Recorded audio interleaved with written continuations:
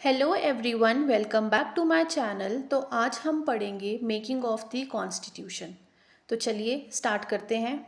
सबसे पहले हम पढ़ेंगे इसमें कि why was the constitution needed, क्यों ज़रूरत पड़ी संविधान बनाने की। 1947 की आज़ादी के बाद भारत को कुछ ऐसे नियमों की ज़रूरत थी जो हमारी सरकार, हमारी गवर्नमेंट ये इंश्योर कर सके कि कॉन्स्टिट्यूशन जो है वो स्मूथली रन करे and citizens knows their rights and duties as well. और सिटीजन्स को भी पता होना चाहिए कि उनकी राइट्स क्या है, उनकी ड्यूटीज़ क्या है। Constituent assembly of India, the constituent assembly of India was formed to draft the constitution.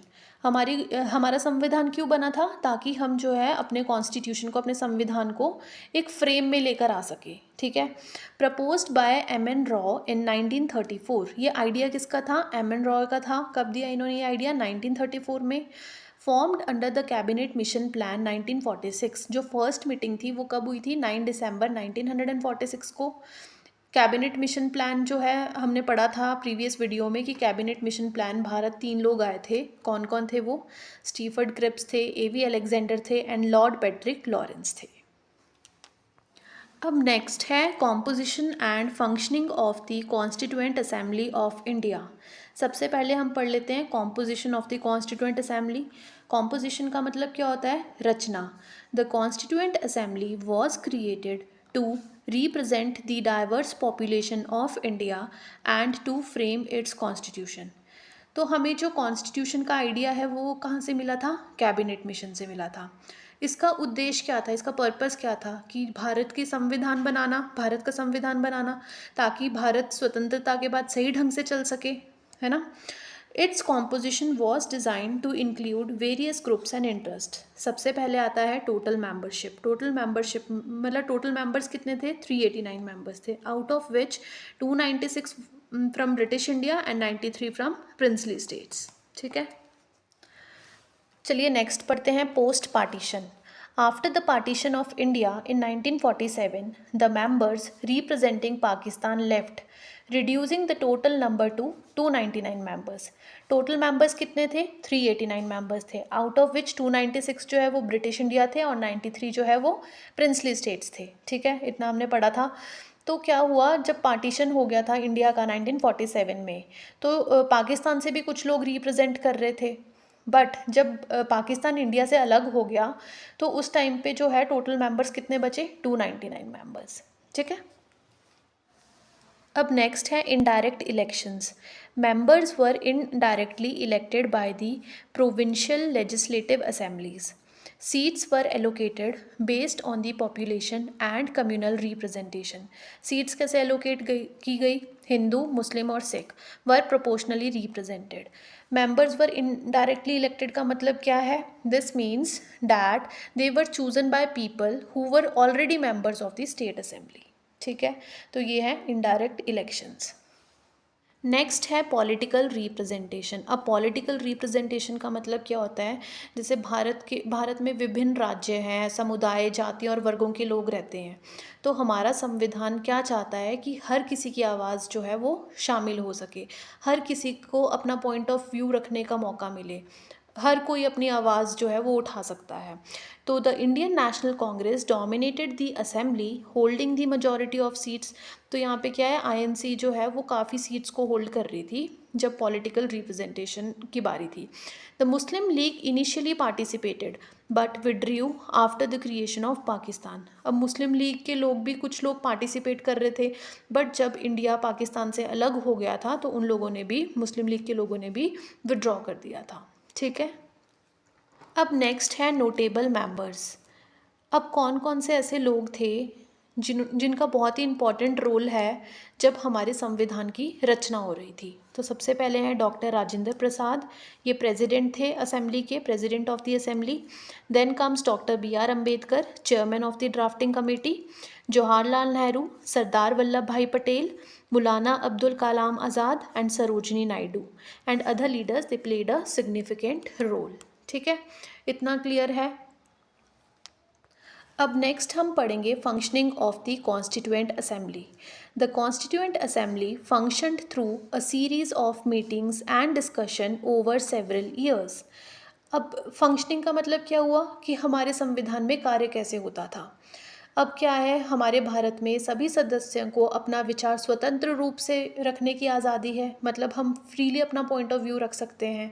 तो इसमें हम क्या पढ़ेंगे कि how the country should be governed, such as people rights, how the government should be structured and how power should be divided between the centre and the state government.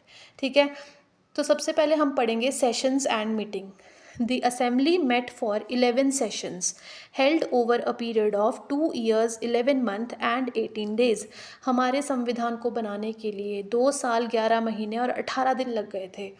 165 meetings were held to debate and discuss various aspects of the constitution। कितनी meetings हुई थी इस time period के दौरान? 165 meetings हो गई थी। ठीक है, अब नेक्स्ट है committees. The assembly formed various committees to focus on specific area of the constitution. अब जो है डिफरेंट डिफरेंट कमेटीज़ बनी थी ताकि स्पेसिफिकली हर एक एरिया में काम हो सके। तो सबसे पहले थी drafting committee. Drafting committee chaired by doctor B.R. Ambedkar, responsible for drafting the constitution, है ना। B.R. अम्बेडकर को राइटिंग द कॉन्स्टिट्यूशन का वो मिला था, कमेटी मिली थी। देन है union power committee chaired bye Jawaharlal Nehru, dealt with the distribution of power between union and state, कि पावर्स को कैसे डिवाइड करना है, यूनियन में कौन सी पावर्स रहेगी और स्टेट में कौन सी पावर्स रहेगी। देन है FR committee, fundamental right committee chaired by Sardar Vallabh Bhai Patel, worked for framing the fundamental rights for Indian citizen, कि कौन कौन से FR राइट्स जो फंडामेंटल राइट्स रहेंगे हमारे इंडियन सिटीज़न को। देन माइनॉरिटीज़ कमेटी बनी, ensured the representation and protection of minority community. ठीक है, इन टोटल 22 कमेटीज़ बनी were form to tackle various issues including finance, defence and provincial matters. 22 committees क्यों बनी थी? ताकि हम जो है स्पेसिफिक एरिया पे काम कर सके, फाइनेंस, डिफेंस और स्टेट के मैटर्स को सॉल्व कर सके। ठीक है, इतना क्लियर है। नेक्स्ट है debate. Each article of the draft constitution was discussed extensively. ठीक है, अब हर एक आर्टिकल को काफ़ी सारे डिबेट्स और डिस्कशन के बाद ही कंक्लूजन में लाया जा सकता था। तो की discussion include federalism, fundamental rights, judiciary. तो फेडरलिज्म में क्या डिबेट होती थी कि कैसे जो है पावर्स को यूनियन और स्टेट गवर्नमेंट में डिवाइड करना है, कैसे बैलेंस बना के चलना है। ठीक है, fundamental rights, rights that protect the individual liberty and freedom. और जुडिशरी मतलब हमारी न्यायपालिका, the role and independence of the judiciary in safeguarding the constitution. तो ये आता है डिबेट्स और नेक्स्ट है objective resolution, introduced by Pandit Jawaharlal Nehru on December 13, 1946. It outlined the core principle of the Constitution, including the ideals of sovereignty, democracy, and justice. The resolution later became the preamble of the Indian Constitution. तो objective resolution किसने represent किया था? पंडित जवाहरलाल नेहरू जी ने। ये क्या let down करता है कि हमारे कॉन्स्टिट्यूशन का फंडामेंटल और फिलॉसफी, जैसे कि इंडिया एक इंडिपेंडेंट कंट्री है तो सभी भारतीयों को सोशल, इकोनॉमिक और पॉलिटिकल जस्टिस गारंटेड दी जाएगी, और साथ ही साथ equality of status of opportunity और इक्वालिटी बिफोर लॉ ये भी गारंटेड दी जाएगी। तो ये सब ऑब्जेक्टिव रेजोल्यूशन में आता है। ठीक है, इतना क्लियर है। नेक्स्ट है drafting and amendments. The drafting committee headed by Dr. B.R. Ambedkar prepared the initial draft which was then circulated and debated। अब क्या हुआ, ड्राफ्टिंग कमेटी के हेड कौन है? Doctor B.R. अम्बेडकर। उन्होंने क्या किया, उन्होंने एक प्रिपेयर किया एक इनिशियल ड्राफ्ट, मतलब उन्होंने फिर उस ड्राफ्ट को उन्होंने सर्कुलेट किया, और फिर उस ड्राफ्ट को सर्कुलेट करने के बाद उसमें डिबेट हुई, डिस्कशन हुआ, अमेंडमेंट्स वर मेड, काफ़ी सारी चेंजेस किए गए based on discussions, and the draft went through several revisions before the final version was updated. तो ये आता है ड्राफ्टिंग एंड अमेंडमेंट। अभी हम ऑब्जेक्टिव रेजोल्यूशन और ड्राफ्टिंग कमेटी के बारे में डिटेल में पढ़ेंगे इंडिविजुअल वीडियोज़ में। ठीक है, तो आई होप आपको इतना क्लियर हो गया हो। अब नेक्स्ट है adoption of the constitution. After almost 3 years of work, 3 साल काम करने के बाद, the constitution was finally adopted on November 26, 1949। Constitution को फाइनलाइज करने में 3 साल लग गए थे, ठीक है। कब हुआ? November 26, 1949 को। It was signed by the members of the constituent, सारे मेंबर्स ने साइन किया including doctor Rajendra Prasad ji. The constituent came into effect on January 26, 1950 को हमारा कॉन्स्टिट्यूशन बन गया था। Celebrated as republic day in India, उस दिन को हम रिपब्लिक डे भी सेलिब्रेट करते हैं, ठीक है। नेक्स्ट है लीगसी। अब लीगसी क्या होता है? गिफ्ट। तो हमें हमारे कॉन्स्टिट्यूशन से क्या क्या मिला? The constituent assembly created one of the world's most detailed constitution. अब हमारे भारत का सबसे जो है लेंथीएस्ट कॉन्स्टिट्यूशन है। It established India as a sovereign socialist secular and democratic republic. The constitution ensured protection of fundamental rights, कि कैसे हमारे फंडामेंटल राइट्स को प्रोटेक्ट करके रखना है, directive principles of state policy and a federal structure with a strong union government. तो ये है लीगसी। अब नेक्स्ट है की इवेंट्स इन कॉन्स्टिट्यूएंट असेंबली।